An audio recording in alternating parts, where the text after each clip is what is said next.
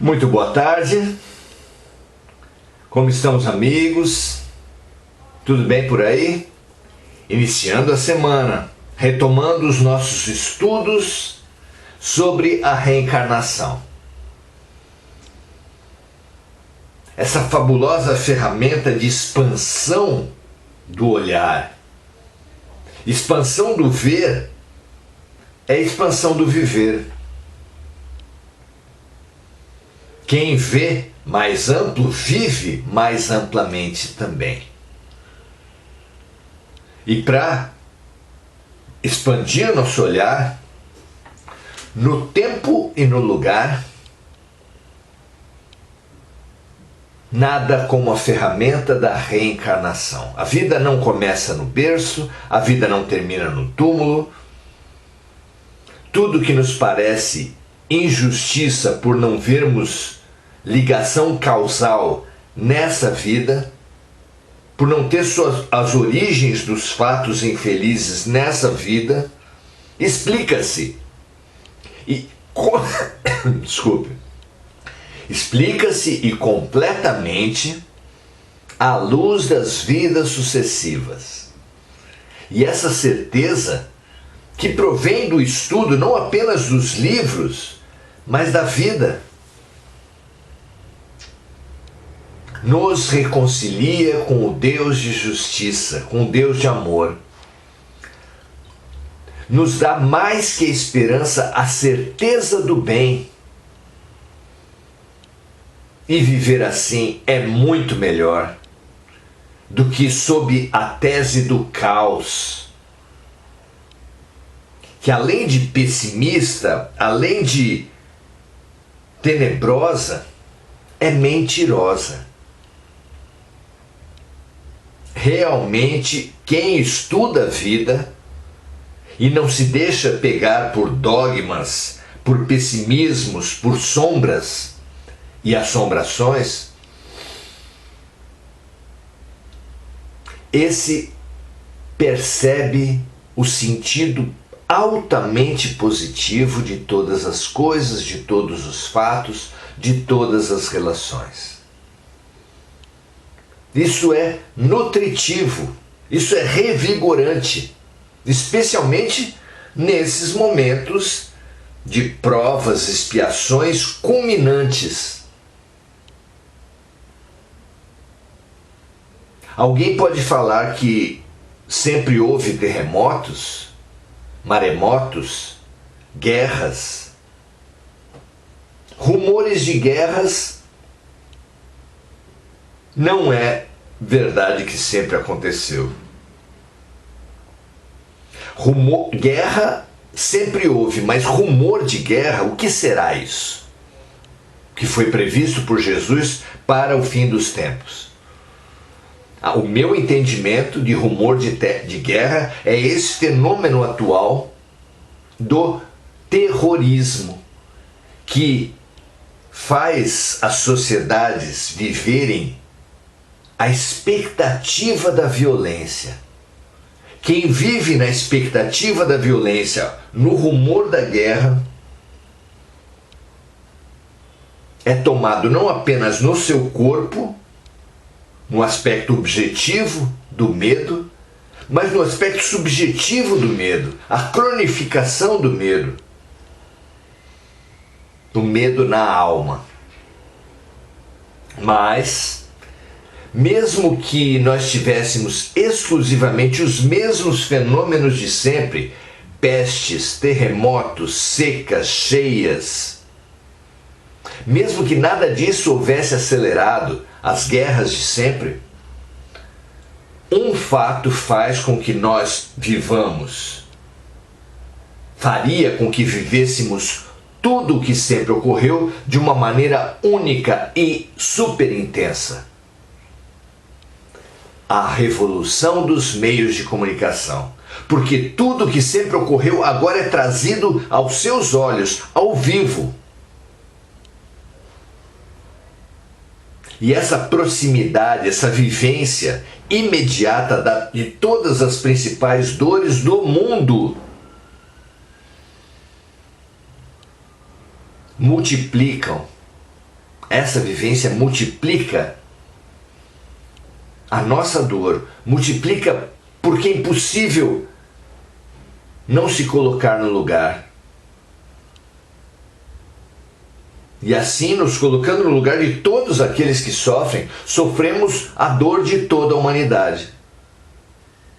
É isso que os meios de comunicação, é isso que viver as guerras, os terremotos, as pestes, que talvez sempre tenham acontecido nessa intensidade,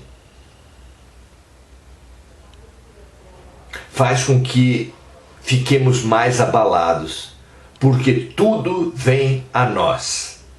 Tudo é mostrado, tudo é visto, tudo é sentido, os dramas, os depoimentos. E isso torna tudo que nós estamos vivendo muito mais intenso, multiplica o efeito em nossas almas. Nada então mais importante que redescobrirmos a força da fé. A força que advém da certeza da bondade perfeita de tudo. A própria ciência, ao estudar a resiliência, que é digamos assim, a resistência aos fatos agressivos, a resistência com aprendizado, com ganho, frente aos fatos agressivos, aos fatos infelizes, aos fatos deprimentes. Essa resiliência é grandemente fomentada e estimulada, segundo os estudos científicos, pela fé. Muito bom que vejamos assim, e hoje vamos estudar a reencarnação à luz do nada. Será que a reencarnação existe? Ou será que simplesmente com a morte do corpo morre também a alma? Sim, é verdade que a simples observação mostra que o corpo não é a alma, que se juntarmos tantos quilos de carbono, oxigênio, amônia e toda a substância que compõe os nossos corpos, juntarmos e colocarmos todos eles juntos, não teremos a nós mesmos. Por quê? É evidente que não somos o nosso corpo.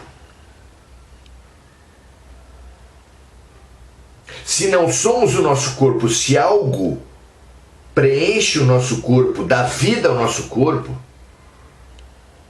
dá inteligência aos nossos atos, dá sentimento para as nossas vidas, essa sede da subjetividade, essa sede que pensa e sente, não importa se você chamar de espírito, alma, de inteligência, ela não está submetida à desagregação da matéria. É evidente que ela permanece. Isso, essa certeza nós temos com os fenômenos em tenra infância, a inteligência inata, as ideias inatas, os talentos artísticos inatos.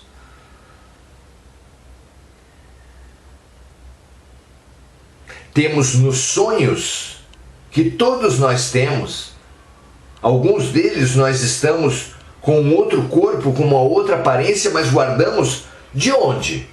A certeza que somos nós. São muitas as fontes de certeza sobre a reencarnação. Mas apesar disso, vem forte ainda a ideia do nada, mesmo que não tenha lógica. E precisamos confrontar as duas ideias perante a lógica, perante a realidade, para estudarmos o sentido da vida. Vamos lá? Então, estamos no item 222 de O Livro dos Espíritos, de Allan Kardec, no item O Nada como Perspectiva. E aqui Kardec faz um estudo interessante, como todos os outros, sobre esse confronto do nada com a reencarnação. Supomos estar falando, diz Kardec, para pessoas que acreditam no futuro qualquer depois da morte, e não para aqueles que só têm o nada como perspectiva, ou para aquelas pessoas que desejam que sua alma seja absorvida por um todo universal, perdendo assim sua individualidade, como as gotas de chuva que caem no oceano e que, após caírem, não podem ser mais identificadas. Portanto, continua ele, mesmo acreditando em um futuro qualquer, não se pode imaginar que ele seja igual para todos, pois nesse caso, qual seria a utilidade do bem? Por que se reprimir no mal? Por que não satisfazer todas as paixões, todos os desejos, mesmo à custa dos outros?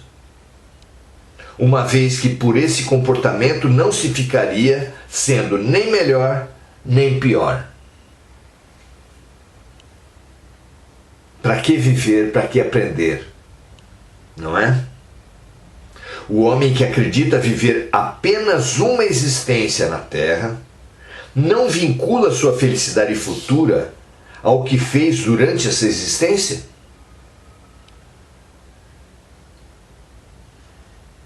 Não desejará que seu futuro após a morte seja o melhor possível, visto que vai durar pela eternidade?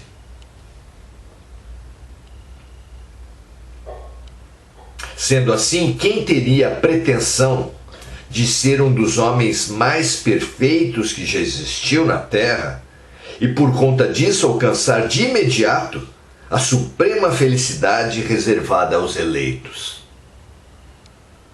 É preciso aceitar que existam homens com mais valor que outros e que por isso tenham direito a um lugar melhor, sem que isso signifique a condenação de ninguém. Imaginemo-nos por um instante numa situação intermediária, ou seja, nem sendo o melhor dos homens, nem o pior, e que alguém venha a nos dizer: os homens sofrem, não são tão felizes quanto poderiam ser, e à frente deles estão seres que desfrutam de uma grande felicidade. Será que os homens não gostariam de mudar sua posição com a desses seres? Certamente, eles responderiam, mas o que é preciso fazer? Quase nada. Recomeçar o que foi feito de errado e procurar fazer melhor. Será que eles hesitariam em aceitar essa proposta? Mesmo tendo que passar por muitas existências de provações? Façamos uma comparação mais simples. Se disséssemos a um homem que sofre grandes privações em função de seus recursos, mesmo não sendo ele o último dos miseráveis, temos ali uma fortuna da qual poderá desfrutar se trabalhar arduamente por 1 minuto. Mesmo o mais preguiçoso da terra diria sem hesitar: trabalharei 1 minuto, 2, 1 hora ou 1 dia, se for preciso. Que me importa isso se vou acabar minha vida na abundância? Não é uma bela comparação? Então, uma pessoa pobre que sofre privações, se lhe for falado que por um trabalho muito curto poderá viver por toda a vida na abundância, ninguém se recusaria a trabalhar. Não é claro assim? Pois perante a eternidade, o que representa essas poucas décadas de vida na Terra? 1 segundo, 1 minuto, não é? Com essa compreensão, toda dor, toda dificuldade se apequena diante da maravilha de felicidade, de realização, de luz que nos é apresentada pelos Espíritos. Assim, o que é a duração da vida em corpo físico perante a eternidade? Pergunta Kardec. Menos que 1 minuto, menos que 1 segundo. Sem dúvida, meus amigos, minhas amigas, o ganho que nos aguarda a todos, para quem avançar 1 milímetro que seja na perspectiva da eternidade, percebendo os ganhos que ficam conosco para sempre, os únicos, aliás, ganhos que ficam conosco para sempre, os ganhos da matéria, evidentemente não ficarão conosco, às vezes não ficam já na semana que vem, já no mês que vem, quanto menos ficarão após a morte, onde já não haverá essa mesma relação com a matéria. Claro que estamos destinados a perder tudo isso pelo que nos obcecamos, tudo isso pelo que vivemos. Mesmo assim, sendo óbvio isso, continuamos a lutar pelos carros, pelas casas, pelas roupas, pelo dinheiro, pelo poder. Se assim é com as coisas que temos certeza que vão se esvair pelas nossas mãos, quanto não deveríamos lutar por aqueles bens, por aquelas fortunas, por aquelas riquezas que jamais ninguém tirará de nossas mãos. É por isso, meus amigos, minhas amigas, que essa perspectiva espiritual que é dada pela reencarnação é tão preciosa. Busque, estude, expanda como uma criança que olha para a noite estrelada e fica imaginando as distâncias astronômicas, as constelações, as estrelas, os planetas, porque sabe mesmo a criança que para cada pontinho de luz visível há milhões, que na verdade são bilhões de astros invisíveis. Que delícia é para a criança curiosa um universo infinito. Que alegria é para a alma de boa vontade a certeza da eternidade, a certeza do bem perfeito, do amor total. Que delícia é contemplarmos a infinitude, a eternidade, a beleza perfeita do universo, da criação e do Criador.